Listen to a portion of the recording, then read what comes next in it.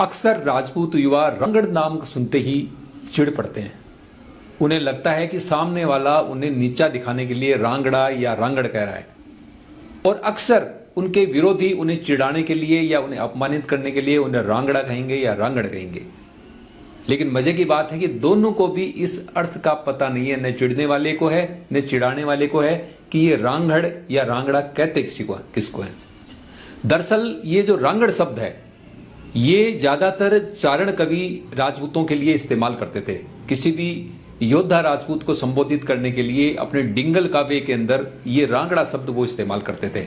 जैसे एक कवि ने, मैं कवि का नाम मुझे ध्यान नहीं है, ये उन्होंने एक दोहा लिखा है, जात स्वभाव ने जाय के रांगड़ बोधो वे, कि जाति का स्वभाव नहीं जाता, कि रांगड़ जो होता है या रांगड़ यानी राजपूत होता है उसका क्या कमजोर होना।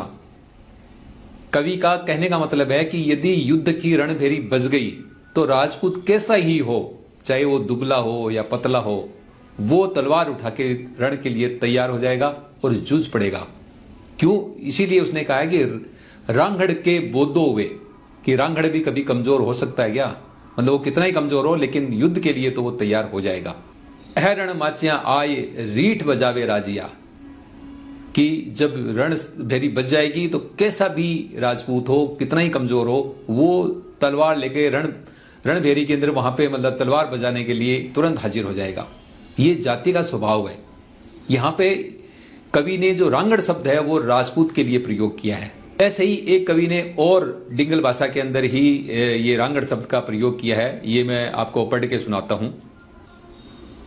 रण रंगड़ राजी रहे बाड़े मूछा बट, तरवारियां तेगा जड़े जद माचे गह गठ, रण राचे जद रांगड़ा कंपे धरा कमठ, रथ रोके बहता रवि जद माचे गह गठ।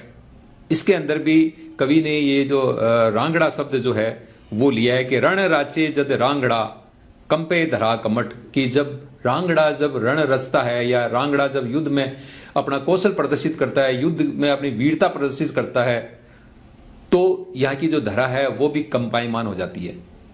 तो एक तरह से ये जो रांगड़ा शब्द है ये सम्मान दिया गया है एक योद्धा को इसी के द्वारा। मैं बाद में ये बताऊंगा कि ये शब्द क्या है, इसका मतलब क्या है, ये भी मैं आगे इस वीडियो में बताऊंगा।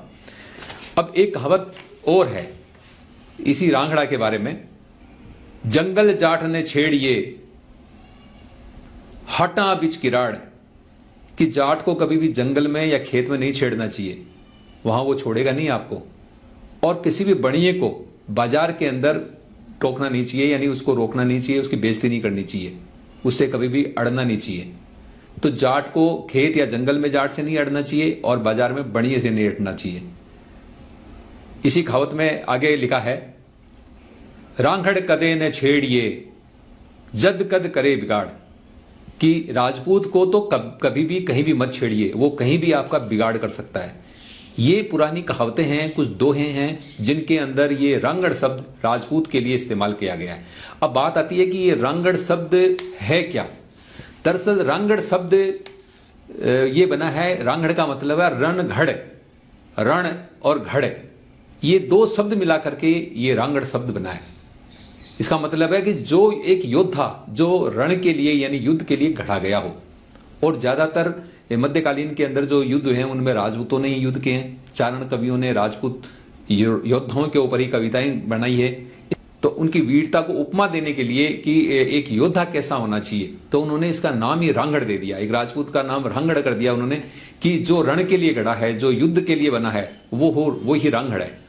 तो मेरा कहने का मतलब था कि जो युवा रांगड़ कहने से चिढ़ते हैं वे चिढ़े नहीं, ये आपके लिए एक सम्मानजनक शब्द है। और जो चिढ़ाने वाले हैं उनको भी नहीं पता कि ये उनको सम्मान दे रहे हैं, बेशक वो चिढ़ा रहे हो लेकिन वो अनजाने में ही एक सम्मान प्रदर्शित कर रहे हैं।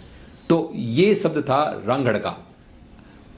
आशा है आप समझ गए होंगे। रांगड़ यानी रण घड़। कई जगह अभी पीछे फेसबुक के ऊपर एक डिस्कशन भी चल रही थी कि हरियाणा या यूपी के अंदर कुछ गांव है, वहां पे मुसलमानों को भी रांगड़ कहा जाता है। दरअसल बात यह है कि ये जो मुसलमान जो रांगड़ कहे जाते हैं ये भी कभी राजपूत थे और उन्होंने धर्म परिवर्तन कर लिया। तो उन्हें जो वहां के लोग, जो स्थानीय लोग उन्हें रांगड़ कहते थे, वो आज भी उनको वही रांगड़ करते हैं और वो भी अपने आप को रांगड़ मानते हैं, क्योंकि रांगड़ का मतलब होता है राजपूत। तो वो वैसे भी धर्म बदला जा सकता है, जाति नहीं बदलती। तो जो राजपूत मुसलमान बन गए वो आज भी अपने आप को रांगड़ कहते हैं, और जो राजपूत हैं, जो जानते हैं, उन्हें रांगड़ कहना कभी बुरा नहीं लगता। बचपन में हमें भी क्लास के अंदर रांगड़ कह करके बच्चे चिढ़ाते थे, हम चिढ़ जाते थे।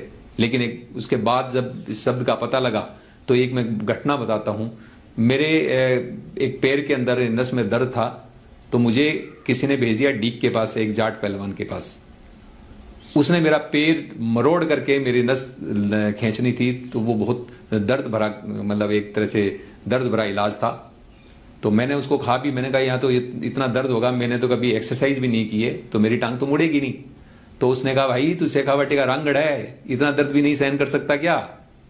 और उसका इतना कहते ही मुझे इतना संबल आया कि मैं वो दर्द सहन कर गया। और उसके बाद जब वहां लोग खड़े थे, उन्होंने कहा कि साहब आपने इतना जबरदस्त इनका पैर मरोड़ दिया, इन्होंने तो चूं तक नहीं की।